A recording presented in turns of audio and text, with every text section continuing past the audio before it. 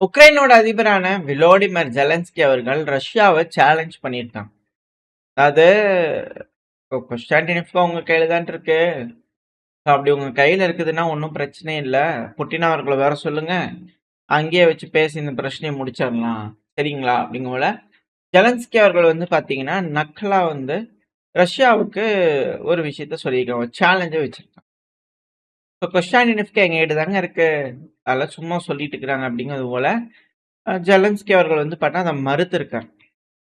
அந்த கிளைம டினை பண்ணிக்கிறாரு. இதுக்கு ரஷ்ய தரப்பு வந்து பெஸ்கோ அவர்கள் இருப்பார் இல்லையா? Press secretary. Spoke person. அவரும் வந்து பாத்தீங்கன்னா என்ன சொல்லிக்கிறாங்கன்னா, கொஸ்டான்டின்கான்றது கம்ப்ளீட்டா நம்மளோட கட்டுப்பாட்டுக்குள்ள தான் இருக்கு. நம்மளோட ராணுவ வீரர்கள் கொடிய எந்த ஒரு தங்கு தடையும் இல்லாம வந்து பார்த்தீங்கன்னா, வீடியோ பதிவ வெளியிட்டிருக்காங்க. கொடிய ஏத்தி. மிக முக்கியமான பகுதிகள்ல நம்மளோட ரஷ்ய வீரர்கள் இருக்காங்க அப்படிங்கிறது போல ரஷ்யா டிக்ளேர் பண்றாங்க. வீடியோ பதிவோட ஆதாரங்களோட டிக்ளேர் பண்றாங்க. இதுல ஜெலன்ஸ்கி அவர்கள் வந்து பாத்தீங்கன்னா ரெடியா இருக்கிறாரு. ரஷ்யாவுக்கு வந்து ரஷ்யாவோட கட்டுப்பாட்டுக்குள்ள இருக்கக்கூடிய பகுதி ரஷ்யாவோட பகுதி தானே. ரஷ்யாவுக்குள்ள வந்து புட்டின் அவர்கள பார்க்கணும்னு நினைக்கிறாரு அப்படின்னா, நாங்க அத வரவேற்கிறோம். அதுல எந்த ஒரு பிரச்சனையும் இல்ல. இது போல வழியில அவர் ரஷ்யாவுக்கு வர்றதுக்கு அவர் ஆசைப்படுறாருன்னா, ஓகே, ஒண்ணும் பிரச்சனை இல்ல. ஆனா ஒரு விஷயத்த நாங்க சொல்லணும்னு நினைக்கிறோம். நாங்க ஆல்ரெடி எங்களோட தலைவர் ரஷ்ய அதிபர் விளாடிமிர் புட்டின் அவர்கள் மாஸ்கோக்கு வாங்க பேசலாம்னு சொல்லி கூப்பிட்டுருக்காரு. அது மட்டும் இல்லாம ரஷ்யாவோட கேபிட்டல்ங்கிறது மாஸ்கோ தான். கொஸ்டான்டினிவ்கா கிடையாது. அப்படிங்கிறவங்க வந்து பார்த்தீங்கன்னா, அதுக்கு பதிலடி வந்து பார்த்தீங்கன்னா, ரஷ்ய தரப்பு வந்து அதனால மாஸ்கோவுக்கு வாங்க ஜெலன்ஸ்கி அவர்களே அப்படிங்கிறது போல. இந்த கொஸ்டான்டினிவ்கா அப்படிங்கிறது திரும்பி திரும்பி வந்து பார்த்தீங்கன்னா, லைம் லைட்ல வந்துட்டு இருக்கு. ரொம்ப மிக முக்கியமான விஷயம். இப்படி இருக்கக்கூடிய தருணத்துல ஜெலன்ஸ்கி அவர்கள் ஒரு மிக முக்கியமான விஷயம் சொல்லியிருக்காரு. இன்டெலிஜென்ஸ் தகவல் கிடைச்சிருக்கு. ரஷ்யா ஒரு பெரிய மேசிவான அட்டாக் பண்றதுக்கு தயாராயிட்டு இருக்காங்க. 5ஆம் தேதி ஜூலை மாசம் எங்களுக்கு தகவல் கிடைச்சிருக்கு இன்டெலிஜென்ஸுக்கு. அத நாங்க உங்களுக்கு சொல்றோம். ரஷ்யா பெரும் தாக்குதல் செய்யறதுக்கு ரெடியா இருக்காங்க. வரக்கூடிய நாட்கள் ரொம்ப இக்கட்டான நாட்கள். நாங்க அதுக்கு ப்ரிப்பேர் ஆயிருக்கோம். ஒரு மேசிவான அட்டாக் ரெடியா இருக்காங்க அப்படிங்கிற ஜெலன்ஸ்கி அவர்கள் சொல்றாரு. ஏன் ரஷ்யா இது போல ஒரு மேசிவான அட்டாக் பண்ணும் அப்படின்ற கேள்வி எழுவது இல்லையா? அதுக்கான காரணம் நாட்டோட சமிட் நடக்குது. நாட்டோட சமிட் அப்படிங்கிறது வந்து பார்த்தீங்கன்னா, துருக்கியில வச்சு ஜூலை 7, ஜூலை 8 நடக்குது. இதுல நாட்டோ மீட்டிங்ல உக்ரைனோட அதிபரான ஜெலன்ஸ்கி அவர்கள் இந்த கொஸ்டான்டினிவ்கா அப்படிங்கிறது மிக முக்கியமான ஒரு பகுதி. ஸ்லோவியான்ஸ்க், கிரமட்டாஸ்க் அதோட பிஹைண்ட்ல வந்து பண்ண கிரமட்டாஸ் கூட தெற்கு பகுதியிலிருந்து சுத்தி வளைக்கிறதுக்கு மிக முக்கியமான ஒரு பகுதி. ஃபைனல் பேட்டில் அப்படிங்கிறது ஆரம்பிக்க போகுது அப்படிங்கிறதுக்கான உதாரணம். இந்த நாட்டோ சம்மிட்டுக்கு முன்னாடி கொஸ்டான்டினிவ்கா எங்க கட்டுப்பாட்டுக்குள்ள இருக்குன்னு ஒரு பெரிய இடி அறிக்கை இருக்கிறாரு ரஷ்ய அதிபர் விளாடிமிர் புட்டின் அவர். அதுக்கு முன்னாடியே தோல்வியா அப்படின்ற கேள்விகள் வெளியே ஒரு சமிட் நடக்குது. உக்ரைனுக்கு உதவ போறோம் அப்படிங்கிற சொல்லிக்கிறாங்க. அதுக்கு ஆரம்பத்திலேயே வந்து பாத்தீங்கன்னா ஒரு இடி இறக்கி இருக்கிறாங்களா அப்படின்ற கேள்வி. ஏன்னா ஆல்ரெடி இன்னொரு சைடு இடி எடுக்கிறதுக்கு ட்ரம்ப் அவர்கள் இருக்கார். ஏன்னா ட்ரம்ப் அவர்கள் உண்மையாலுமே இந்த நாட்டோட யுனைட்டியை டெஸ்ட் பண்ண போறாரு இந்த சமிட்டின் வாயிலாக. ஏன்னா இதுக்கு முன்னாடி எல்லாம் வந்து பாத்தீங்கன்னா இந்த அளவுக்கான செலவீனங்கள் நாட்டோ தரப்பு நாடுகள் பண்ணல. ட்ரம்ப் அவர்களோட முன்னாள் ஆட்சியாண்டு இருந்தார் இல்லையா 5 வருஷம். அதுக்கப்புறம் பைடன் அவர்கள் இருந்தார். அந்த காலத்த டைம்லயும் இப்ப இருக்கக்கூடிய டைம்லயும் நம்ம எடுத்து கம்பேர் பண்ணா அடிஷ்னலா கூடுதலா நாட்டோ நாடுகள் $1.2 ட்ரில்லியன் அதாவது 1 ட்ரில்லியன் யூரோஸ் கிட்ட வந்து பாத்தீங்கன்னா செலவு பண்ணியிருக்காங்க டிஃபென்ஸ் ஸ்பெண்டிங்காக. யூரோப்பியன் அலைஸ் அப்புறம் கனடா 2017ல இருந்து இப்ப வரைக்கும் கம்பேர் பண்ணும்போது அவங்களோட செலவினங்கள் டிஃபென்ஸுக்காக இன்க்ரீஸ் ஆயிருக்கு. அது வரவேற்கத்தக்க வேண்டிய விஷயம். ஆனாலும் அது போதாது அப்படிங்கிற ட்ரம்ப் அவர்கள் கேட்டிருக்கிறார் இல்லையா? அவரே ஒரு சைடு இடியா இறக்கிட்டு இருக்காரு. இந்த சமயத்துல ரஷ்யா ஒரு இடியா இறக்கியிருக்காங்க. ஈரோப் அதை எப்படி ஹேண்டில் பண்ண போறாங்க அப்படிங்கிறது பிரச்சனை. இதுல விர்ச்சுவலாவாச்சும் வந்து பாத்தீங்கன்னா கொஸ்டான்டினிவ்கா வந்து எங்க கட்டுப்பாட்டுக்குள்ளதான் இருக்கு அப்படிங்கிற ஒரு பின்பத்தை உருவாக்குறதுக்காகவாச்சும் உக்ரைன் ரெடி பண்ணும். ஏன்னா இப்ப கொஸ்டான்டினிவ்கால மேபி ஒரு அஃபென்சிவ் ஆபரேஷன் ஒரு சின்ன பகுதிகளை பிடிக்கிறதுக்காக வீடியோ பதிவுகள் எடுக்கிறதுக்காக ஏதோ ஒரு வேலைகள் செஞ்சாலும் ஆச்சரியப்படுறதுக்கு இல்ல. ஏன் அப்படின்னா இது ரொம்ப முக்கியமான ஒரு பாயிண்டா மாறிட்டு வருது. ரஷ்யா இப்போ மீடியாவை கையில் எடுக்கிறதுக்கான வேலைகளை இறங்கியிருக்காங்க. இது கம்ப்ளீட்டா எங்க கட்டுப்பாட்டுக்குள்ள தான் இருக்கு அப்படிங்கிறதுக்கான வேலைகள்ல ரஷ்யா இறங்கியிருக்காங்க அப்படிங்கிறத தெரிஞ்சுக்கணும். ஏன்னா கொஸ்டான்டினிவ்கால முழுவதும் உக்ரைனோட படை போயிருச்சா இல்லையான்னு கேட்டீங்கன்னா இருக்காங்க. சில பல பகுதிகளில் இருக்காங்க. தோராயமா ஒரு 500 வீரர்கள்ல இருந்து 1000 வீரர்களுக்குள்ள இருக்கலாம் அப்படிங்கிறாங்க. பதுங்கி இருக்கலாம். ஸோ அந்த வீரர்களுக்குலாம் ஒரு ஆஃபர் வைக்கப்பட்டிருக்கு. மனிதாபிமான அடிப்படையில கொஸ்டான்டினோவ்கா எங்க கட்டுப்பாட்டுக்குள்ள வந்துருச்சு. நீங்க வேணும்னு நினைச்சீங்கன்னா இந்த பகுதி விட்டு போலாம். சீஸ் ஃபயர டிக்ளேர் பண்றோம்.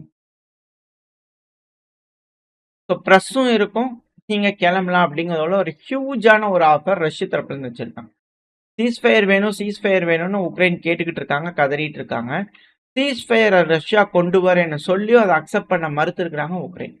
ஏன்னா இந்த டைம்ல சீஸ் ஃபயரை போட்டாங்க அப்படின்னா உக்ரைனோட வீரர்கள் 500 பேர் இருக்காங்களோ 1000 பேர் இருக்காங்களோ இருக்காங்க, ரெசிஸ்டன்ஸ் இருக்கும். கொஸ்டான்டினோவ்கா முழுவதும் கம்ப்ளீட்டா இது பண்றதுக்கு வந்து பார்த்தீங்கன்னா அவங்களுக்கு இன்னொரு ஒரு 15 நாள்ல இருந்து ஒரு மாசத்துக்குள்ள வந்து பார்த்தீங்கன்னா எடுத்துக்கும். இப்போ அதுக்கு பதிலா ரஷ்யா என்ன ஆஃபர் வைக்கிறாங்க, அவங்க கூட நாங்க சண்டை பிடிக்கல. ஏன்னா அவங்களுக்கான எந்த ஒரு உதவிகளும் கிடைக்க போறதில்ல. சுத்தி வளைச்சாச்சு. கொஸ்டான்டினோவ்காவோட வடக்கு பகுதி ரஷ்யாவோட கட்டுப்பாட்டுக்குள்ள இருக்குன்னு வீடியோ பதிவுகள் பார்த்தாச்சு.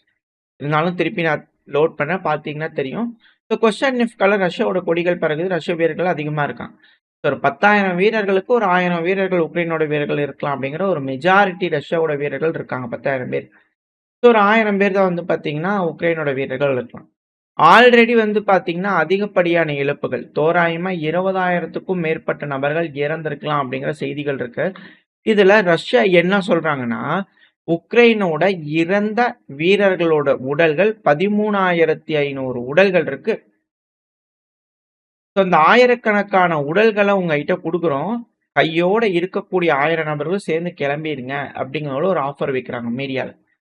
ஸோ இதை உக்ரைன் இப்ப அக்செப்ட் பண்ணிட்டாங்கன்னா நாட்டோ மீட்டிங்ல எந்த மூஞ்சி வச்சுட்டு போக முடியும்? ஸோ அதை உக்ரைன் தரப்பு இருந்து ரெஃப்யூஸ் பண்றாங்க. இல்ல அப்படிங்கிறது போல ரெஃப்யூஸ் பண்றாங்க.